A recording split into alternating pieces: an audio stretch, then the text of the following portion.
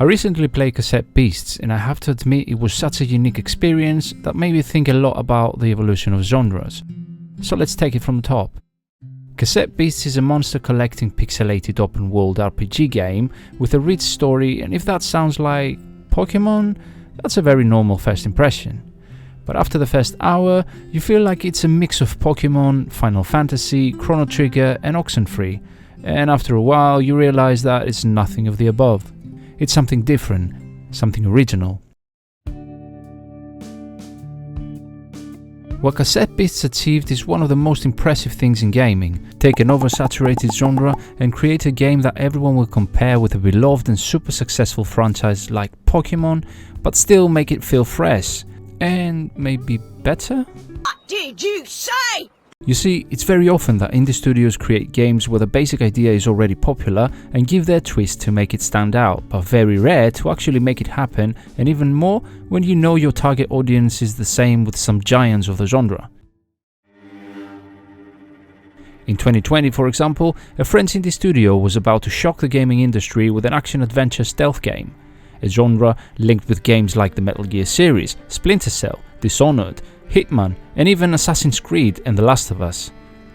That game was no other than A Plague Tale: Innocence. Stunning graphics, compelling story and characters, fun mechanics and flawless gameplay. All that coming from an independent studio that, although it had to stand against those established titles, they created their own game full of atmosphere and originality. Something similar happened now with Cassette Beasts. Before we move any further, I have to say this. I'm a big Pokémon fan and I often play other indie monster collecting games, so picking up Cassette Beasts was an easy choice, but at the same time a tough one, as I had high expectations, probably a result of the last few Pokémon games that I played, where although I found the changes in new direction exciting, that spark didn't turn into a fire, and not much later I wanted to just finish those games and move to something else. The thing with Cassette Beasts, or every game that is trying to redefine a genre and inevitably will be compared against popular IPs, is that gamers that love the genre have two options on how to proceed. You either try those games preempted and probably get frustrated why they're not doing things the same way with your favorite game, or with a mindset that this is probably another clone of your favorite game, hoping to get pleasantly surprised. If every new game you try finds you often thinking like, yeah, that reminds me of that game, or, oh, I've seen something very similar on the other game, then imagine that anyone who starts a game like Cassette Beasts already has a handicap because they know it'll remind them of Pokémon. But that's where the magic starts. Once you create your character and add your first beast to your collection, the similarities with Pokémon start reducing. Yes, the battles are turn-based. Instead of capturing beasts in Pokeballs, you have a cassette recorder and you record them so you can transform into any of them during battle, and there is a mad professor that asks you to collect them all. But that's it. The game evolves and has a completely different style of Pokemon. You can fuse beasts. There are different types of beasts that impact each other in a more advanced approach. Your character gains powers from some beasts, so then you can reach some places on the map that you couldn't. The fellow characters you meet and add to your squad to fight alongside you on a 2 versus 2 battle system are great, and you build and level up relationships with them. A huge map that never feels empty like Pokemon Arcade is, with different terrains and purposeful sceneries on pixelated graphics. All combined in a game that at first is trying to convince you that it's not Pokemon, and after a few hours you're not even thinking about Pokemon because you're lost in this new and different world. A very similar case was with probably my game of the year for 2022, Tunic. The isometric action-adventure game coming also from an independent studio that reminded everyone of the Zelda series. The graphic style reminded Link's Awakening remake, a main hero that is primarily fighting with a sword, a map with kingdoms to explore and defeat bosses. But still, everyone that plays Tunic goes through that same journey, starting from that feels and plays like a Zelda game to end up with this is beyond expectations. And the more you play, the more you realize it's not a Zelda clone. As a standalone game and without a whole franchise and 40 years of Nintendo's history, Tunic might even be better on many things compared to Link's Awakening and other Zelda isometric games. How dare you? How dare you? How dare I? How dare I? It's a colourful but darker world with tragic secrets and different layers than a Zelda game. Speaking about darker worlds and layers, this is another thing that makes Cassette Beasts so different from Pokémon and other creature collection games. One of the first things you will notice in this game is that the song playing when you're in town has some pretty strong lyrics. Then by exploring the world, meeting new people and following the main story or side quests, you understand that it's not a cute little animal game. Some NPCs are not in the mood, some others have depression, missing their friends and families, and everyone wants to leave this fictional island that is abandoned, including yourself. And then, apart from the world and the story, the romance and all the relationships you build makes the game more relative to adults, but also the complexity of how you can edit your squad and your beasts with adding, dropping and swapping special moves that come as stickers for your cassettes. Those that haven't lived in the cassette era will never relate, and I'm sorry about them. But it doesn't end there. The interaction and effects of each type of beasts and their type of attacks against other types of beasts takes the battle to a different level. Do an electricity type of attack to a metal type of beast and that becomes conductive, taking damage on every round when an electricity attack is made, even if you're not attacking that particular beast. And that's barely scratching the surface. Combined with all the items available and the monsters fusion is something different to what other Pokemon style games normally offer when fire has a weakness to water. Wow. It comes back to that point on how a new game that is based on some classic ideas can become something different or even better to the games that define the genre. Let's go a bit further back. Fighting games has been a genre that always had very successful and competitive games with loyal fans, but also a huge gaming community. No doubt Street Fighter, Mortal Kombat and Tekken have been the top title series fighting for the crown for decades, but this genre also had unique style games like Killer Instinct, Soul Calibur, one of my personal favorites, King of Fighters, and many more. So how likely is a new fighting game coming out in 2013 to be able to get noticed or even become popular? That's exactly what Injustice Gods Among Us did. Yes, that's not an indie game, and it has a giant DC universe to get inspired by and make it popular, but still, coming out with a brand new fighting game, nailing the gameplay and bringing the fun back to the genre, along with a critically acclaimed second installment that is ranked among the best modern fighting games, is huge. And if you believe that this happens to every game in every genre, that always will be compared against the best games ever, you are wrong. You see, if a new Metroidvania game comes out, regardless how similar the style or the mechanics are, it is very rare that it will be compared to titles like Metroid or Hollow Knight. Not all tactical turn-based RPGs are compared with XCOM, and not all rhythm games are against Creep of the Nectar Dancer. Farming games are not compared to Stardew Valley, but launch a new game like Disney's Speedstorm and it will be against Mario Kart and Crash Bandicoot racing games.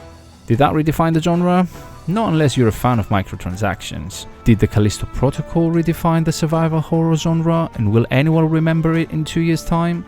I don't think so. So that's why Cassette Beasts is, apart from a standalone great game, an evolution to the genre, and hopefully leading titles like Pokémon can get inspired by it. For the record, I've played more than 30 hours of Cassette Beasts, which is the longest I have committed to a game in the last 2 years, and that alone explains how many boxes ticks for me. And I played it on my Steam Deck, which I think was the right choice for this type of game.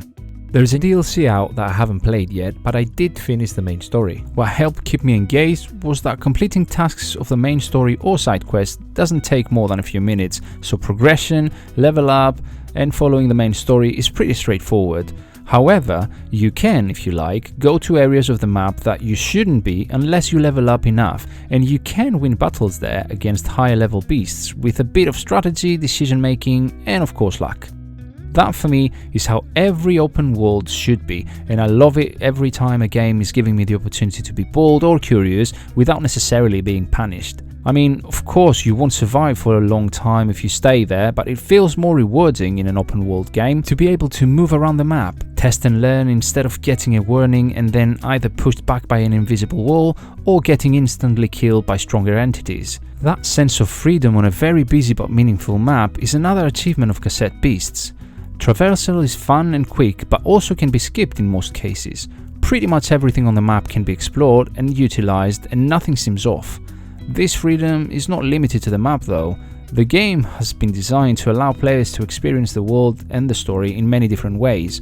I'm not a completionist and I usually stick to the basics to finish a game, so my team of beasts didn't change a lot during my playthrough, and in terms of items I just used those that remove poison effect, increase health and so on. But Cassette Beasts has a huge range of items that helps your party be more strategic or helps your team to be more versatile, so if you are a player that likes diving into all the options and nice special things the game has to offer, you're in the right place. If you want to go on a beast collection hunt, then you can try and collect all 128 different beasts, evolve them and change your lineup in every battle to have different experiences. If you want to chill and build stronger relationships with your fellow NPCs, you can do it, and that adds, I guess, a great replayability value, as the way you experience every battle and the tactics you have to follow to win them depends entirely on the beast squad, the abilities you have, and the chemistry with your companions, so experimenting with any of those gives you a new experience. Now, is that something that only Cassette Beasts offer? No.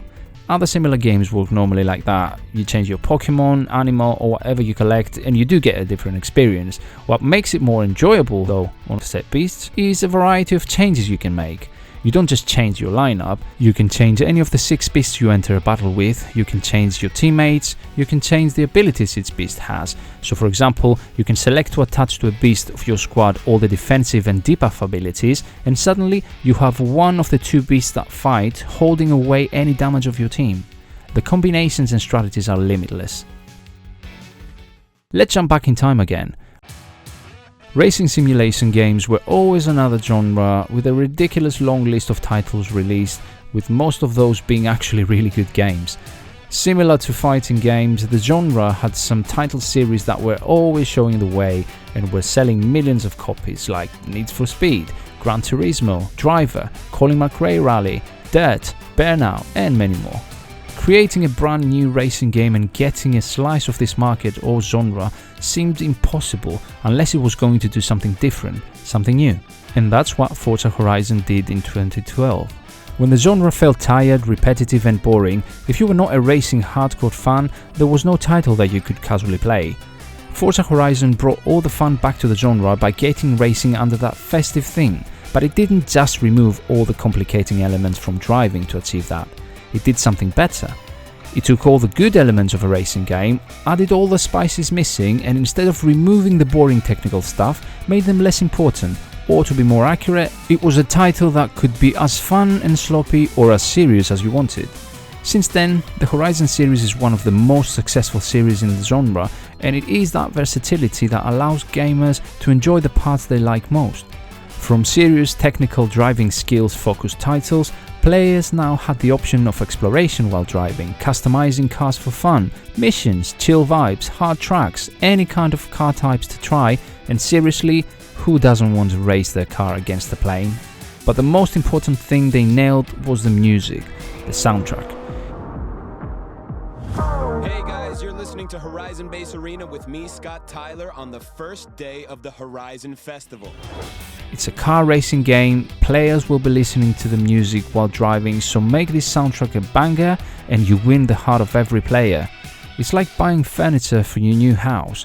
When you know you'll be spending most of your time sitting in the living room, you invest on a good sofa. That's what Cassette Beasts did better than other similar games. The new players will spend a lot of time in town building relationships with characters, as this was one of the elements they were introducing or reinventing on the genre. So they made the music in town great and the characters interesting. But when the game you're making is all about cassettes, you have to nail the music, right? And they did. Not only is the soundtrack amazing, but music plays a big part of the experience. You have different tracks between daytime and night. But the most intricate thing in the game is that songs during battle always start as instrumental, and if you choose to fuse your beats, then the lyrics kick in, which is weirdly satisfying, but I can't describe why it's so good when that happens.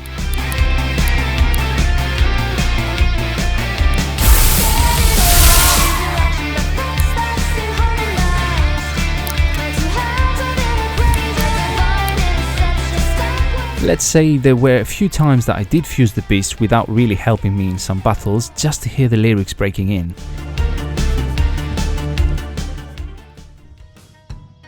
The game has that scary tag, open world, so they made the map and traversal meaningful and fun, busy and challenging but not daunting, and of course in an industry with millions of monsters and animals, they created a collection of beasts that are odd but adorable, colourful and unique, that can all fuse and give you even more wicked and crazy combinations. So what's the conclusion? Is Pokémon or other multi-billion titles in danger of losing their fans from Cassette Beasts? I don't think so.